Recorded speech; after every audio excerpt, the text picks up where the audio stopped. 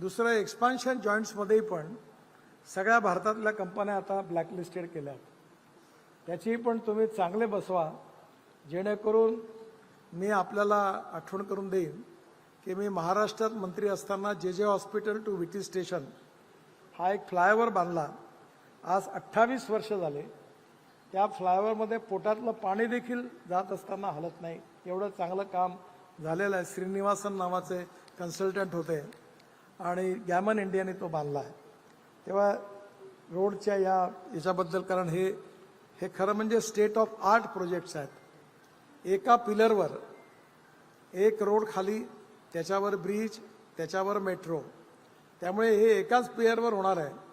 त्यामुळे हे आपल्यामध्ये एक नवीन टेक्नॉलॉजी आहे आणि याबद्दलचं डिझाईन तयार करत असताना मी दीक्षित साहेबांना विनंती केली होती की L&Tमध्ये व्यंकटरमण नावाचे एक टेक्निकल एक्सपर्ट आहेत, त्यांच्याकडनं डिझाईन वेट करून घ्या.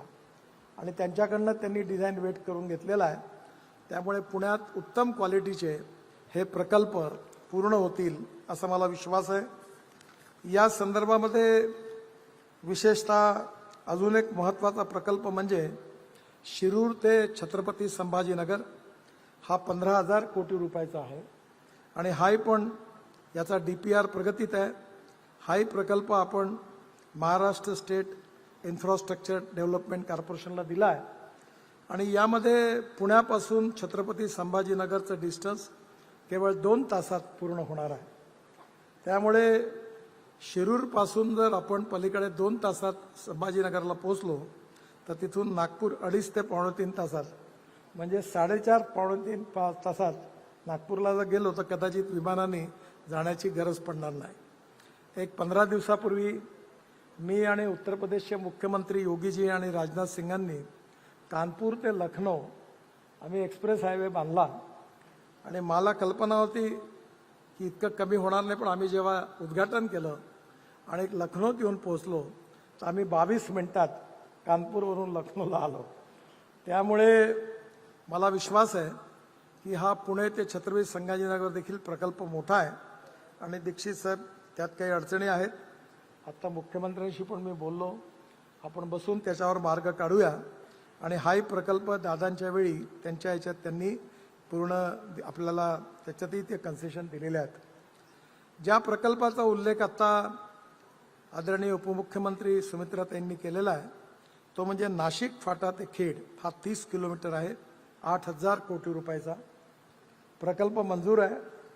तुम्ही म्हणाल तर टेंडरही काढून तयार आहे. उद्या वर्क ऑर्डर आम्ही देऊ शकतो आणि भूमिपूजनही करू शकतो.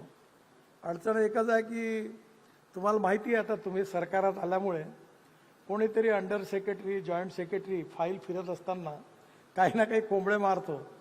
त्याच्या फायनान्सवाल्यांनी कॅबिनेट जायच्या वेळी एक कोंबडा मारून ठेवला आहे केंद्राच्या कॅबिनेटमध्ये आणि त्यांनी लिहिलं आहे की 100% लँड ॲक्विजिशन झाल्याशिवाय अपॉइंटमेंट डेट देता येणार नाही.